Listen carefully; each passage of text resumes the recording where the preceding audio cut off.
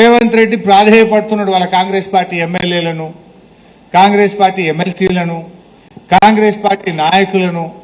మీరు ఎవరైనా చూసిందో లేదో టీవీలో, కానీ నేను చూసింటే ఇప్పుడు గదానికే సమాధానం చెప్పిన. ఏమని బతిలాడుతున్నాడు? అరే మనం ఏం తప్పు చేసినాం తమ్మి, మనం ఏం స్కీమ్ బంద్ చేసినాం, అన్ని నడుపుతున్నాం కదా, వాళ్ళు బీఆర్ఎస్ వాళ్ళు అంతగానం అంటా ఉంటే మీరు ఎందుకు మాట్లాడతలేరు, ఏం కమ్మి చేసినామో అని రేవంత్ రెడ్డి మాట్లాడుతున్నాడు. ఏ స్కీమ్ బంద్ చేసినామో అంటుండు. ఇప్పుడు రేవంత్ రెడ్డికి ఆయన ఈపు ఆయన కనబడతలేదు, ఆయన ఈపు ఆయన కనబడతలేదు. నువ్వు జూబ్లీ హిల్స్ ప్యాలెస్ లో కూర్చొని చుట్టూ 100 మంది పోలీసు వాళ్ళని పెట్టుకొని, ఇనుప కంచెలు పెట్టుకొని, బ్యారికేడ్లు పెట్టుకొని కూర్చుంటే నీకేమర్థమవుతుంది రేవంటి? రా, జనంలోకి రా, పబ్లిక్ లకు వస్తే ఏం బంద్ చేసినావో ఏం తక్కువైందో ప్రజలు చెప్పడానికి సిద్ధంగా ఉన్నారు. నువ్వు వచ్చినాక విద్యార్థుల ఫీజు రియంబర్స్మెంట్ బంద్ కాలేదా? పిల్లల చదువులకు ఫీజు రియంబర్స్మెంట్ వస్తుందా?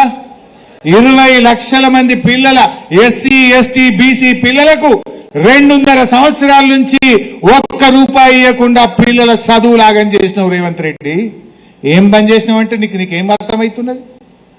కేసీఆర్ ఉండగా దవాఖానలకు పోతే 12,000 రూపాయలు ఇచ్చి, కేసీఆర్ కిట్ ఇచ్చి, కడుపు నిండా అన్నం పెట్టి తల్లిని పిల్లని ఇంటికాడ దించే కేసీఆర్ కిట్ బంద్ అయిందా లేదా? బంద్ అయిందా లేదా? మరి మా యాదవులకు గొర్రె పిల్లలు ఇచ్చిండు కేసీఆర్. నువ్వేమన్నావు? 2 లక్షలు ఇస్తా, బ్యాంకులు ఎత్తా అన్నావు. 2వ విడత మా యాదవులకు గొర్రె పిల్లల పంపిణీ బంద్ అయిందా లేదా? మా దళిత బిడ్డలకు కేసీఆర్ దళిత బంధు 10 లక్షలు ఇచ్చిండు. నువ్వేమన్నావు బిడ్డ? 10 కాదు 12 ఇస్తా అన్నాడు. 12 లేదు, 10 లేదు. దళిత బంధు బంద్ అయిందా లేదా? అదేవిధంగా మా ముదిరాజులు, మా గంగపుత్రులు, వానకాలం వచ్చిందంటే మా క్రాంతి వచ్చి సింగూరులో రొయ్య పిల్లలు పోతుండే, ఊరికి చేప పిల్లలు పోతుండే. ఇప్పుడు నడుతుందా అది? రేవంత్ రెడ్డి వచ్చినాక రొయ్య పిల్లలు బంద్ అయింది, చేప పిల్లలు పోసుడు బంద్ అయింది. ముదిరాజులు నాగం పట్టినావు, యాదవులు నాగం పట్టినావు, గౌన్లోళ్ళకి ఇచ్చే ఎక్స్గ్రేషియా బంద్ పెట్టినావు. BC corporation, SC corporation, ST corporation ద్వారా 2.5 సంవత్సరాలుగా నయా పైసా కూడా ఇయ్యలేను. కేసీఆర్ గారు ఉన్నప్పుడు ఎస్సీ ఎస్టీ బీసీలకు వివిధ కార్పొరేషన్ పథకాల ద్వారా వేల కోట్ల రూపాయల పథకాలు అందినాయి. రేవంత్ వచ్చిండు, మొత్తం బంద్ అయింది. నీకు అర్థమైతలేదు రేవంత్ రెడ్డి. మరి నీ ఇంటెలిజెన్స్ పనిచేస్తలేదా? మరి నీకు సమాచార లోపం ఉందో కానీ కార్పొరేషన్లు బంద్ అయినాయి, లోన్లు, బీసీ బంద్ అయింది, దళిత బంద్ అయింది, గొర్రె పిల్లలు బంద్ అయినాయి, చేప పిల్లలు బంద్ అయినాయి, పిల్లల స్కాలర్షిప్లు బంద్ అయినాయి, కేసీఆర్ కిట్ బంద్ అయింది. ఏది చక్కగా ఉన్నది నీ కథ? రైతు బంధన చక్కగేసినావాను. అప్పుడేమో ఈ సిపాయి కేసీఆర్ బరాబర్ 2 పంటలకు ఇచ్చిండు. ఈ సిపాయి ఏమంటుండే అప్పుడు? 2 కాదు భయ్, 3 పంటలకు ఇవ్వాలి, పునాసకు కూడా ఇవ్వాలన్నాడు. అన్నాడా లేదా? 3 పంటలకు ఇవ్వాలన్న ఈ సిపాయి ఇప్పుడు 3 పంటలకు రైతు బంధు ఎగ్గొట్టిండు. ఓసారి మొత్తానికే 9,000 కోట్లు ఎగ్గొట్టిండు, ఓసారి 5,000 కోట్లు ఎగ్గొట్టిండు, ఓసారి 4,000 కోట్లు ఎగ్గొట్టిండు, ఇంకోసారి 500, 1000 కొట్టిండు. మొత్తం 19,000 కోట్ల రూపాయల రైతు బంధు ఎగ్గొట్టినావు రేవంత్ రెడ్డి. నీకు ఇంటికాడ కూర్చుంటే, ఆ జూబ్లీ హిల్స్ ప్యాలెస్ లో కూర్చుంటే నీకు వినబడతలేదు, కనబడతలేదు. రా, మా జోగుపేటలో ఏ ఊరికి పోదామో దా, రైతు బంధు వద్దదా లేదా అడుగుదాం దా. పడ్డదా? ఆ రైతు బంధు చూపి భయ్ ఒకసారి.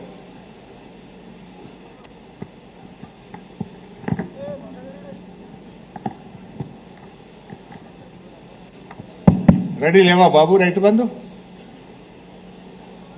గట్టిగా చూపు, సౌండ్ పోయింది.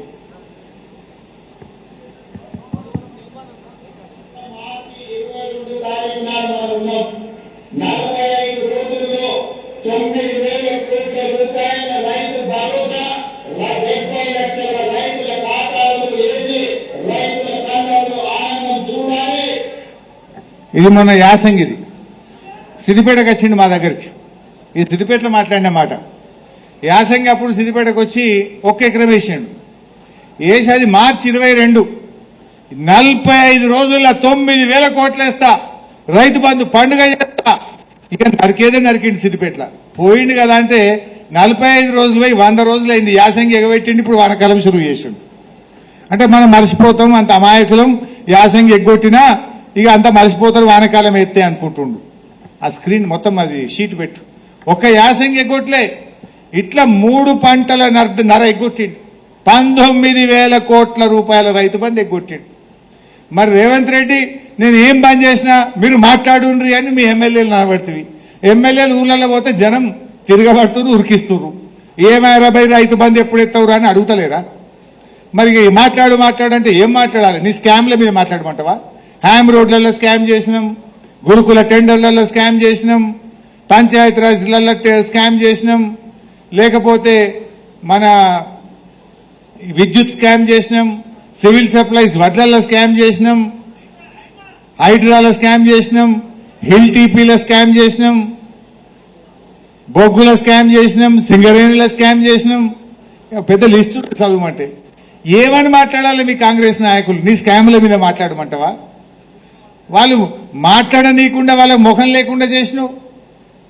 రుణమాఫీ కానోళ్ళు ఎందరుందరో ఇలా శైలావటూరి సగం మందికి గాలి, 2 లక్షల లోపు ఉన్నోనికి గాలే, 2 లక్షల మీద ఉన్నోనికి గాలే. ఈ సిపాయి కనవాడ దేవుని మీద లొట్టు పెట్టిండు. మన అమ్మవారి దగ్గరికి వచ్చిండు, ఏడుపాయల అమ్మవారి దగ్గరికి. ఏడుపాయల అమ్మవారి మీద ఒట్టు పెట్టిండు, మెదక్ చర్చి మీద ఒట్టు పెట్టిండు, కొమరెల్లి మల్లన్న మీద ఒట్టు పెట్టిండు. 15 ఆగస్టు కల్లా రుణమాఫీ చేస్తా, ఇటున్న సూర్యుడు అటు కురిసినా, భూమి బద్దలైనా, భూకంపం వచ్చినా ఆగదు రుణమాఫీ అన్నాడు. మరి ఇంతమందికి ఎందుకు పడకపోయినా? ఎవడో దేవుని మీద ఒట్టు పెట్టి మాట తప్పుతాడే? దేవుని మీద ఒట్టు పెట్టి మాట తప్పినోడు మనిషి అవుతాడా వాడు? మరొకసారి చూద్దాం అది కూడా.